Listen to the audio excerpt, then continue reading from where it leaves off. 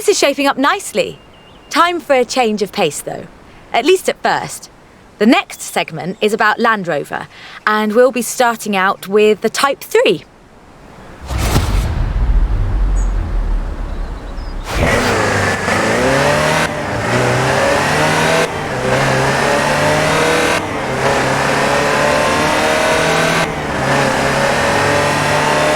Land Rover, the British sports utility vehicle. But before that, they were actual utility vehicles. Solid, tough trucks, unstoppable over almost any terrain. In 400 meters, turn left. The Land Rover Type 3 marks the point where that shift begins, and we'll be looking at what that meant.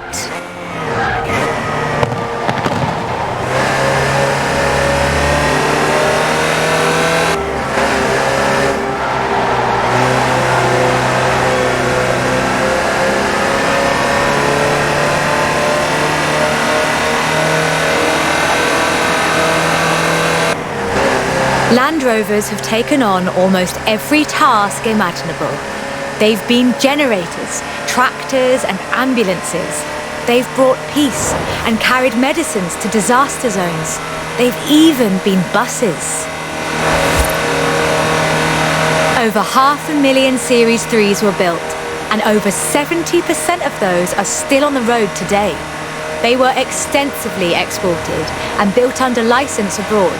Belgium, South Africa, even Australia and New Zealand. With a robust chassis and signature Land Rover engineering, the Type 3 also marked the first time that buyers could choose interior options, like seat box protectors and cubby boxes.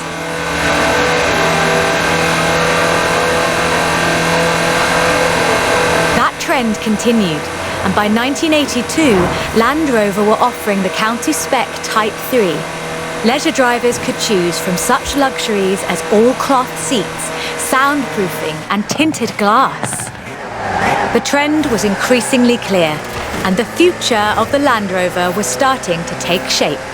If you squinted, you could already see the shape of the first sports utility vehicle, the Range Rover.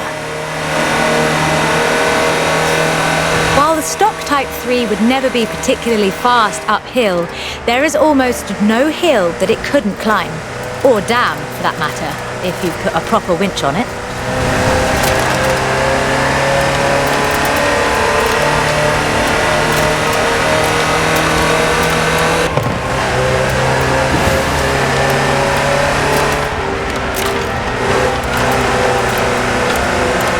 In 1978, a Series 3 was custom built for Her Majesty Queen Elizabeth II.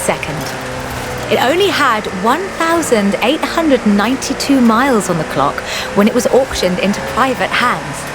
And it was in perfect condition. It would be. After all, she trained as a mechanic in the 1940s and will likely remain the only royal able to strip and rebuild an engine. Turn left.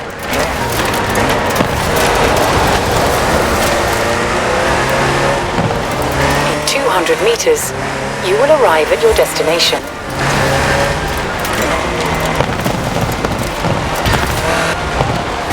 Along with the Range Rover, others would follow. Discovery, Defender, and the Freelander.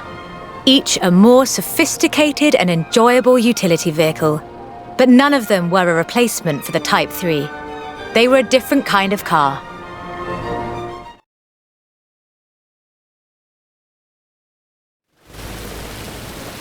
The Type 3 was arguably the first sports utility vehicle, an evolution of the design that would lead ultimately to this. The Bowler Nemesis, an off-road racing vehicle that turned into a production SUV, the Nemesis EXR. It sports a turbocharged 5-litre Land Rover Jaguar engine, crammed into a carbon fibre chassis with integral roll cage. It even has the grille, headlights and rear lights from a Range Rover.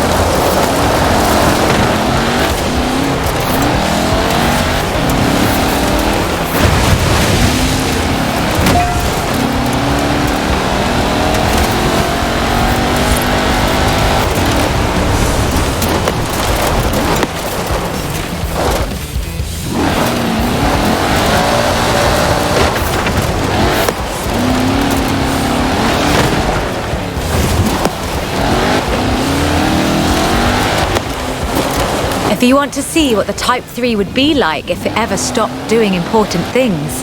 This is it. And it's beautiful.